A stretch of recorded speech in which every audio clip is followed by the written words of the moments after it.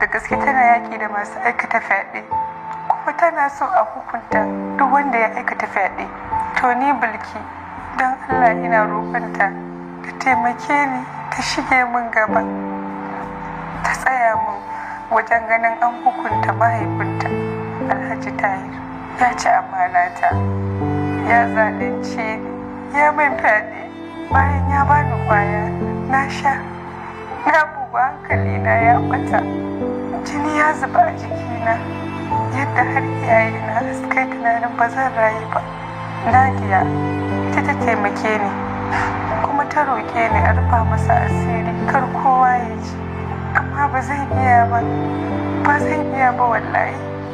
Abiman haƙƙina in dai da gaske ta kafa manyan mata, to ga mahaifinta ta yiwuwa ta san yana aikata irin wannan laifin, ta yi shiru.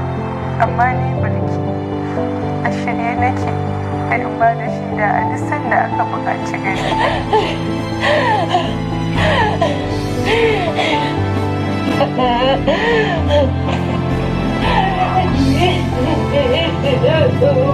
Munina,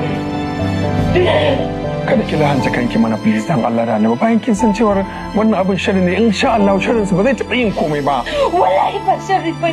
Ba sharri bane? Maganar ya bayyana. Ina da sanin da Najiya ta san kenan. Abin da ya faru take kokari ta boye min. Sai ga wani da san fito kan mutane. Inna lillahi. Shin kina ji na? Kin ga kina ji?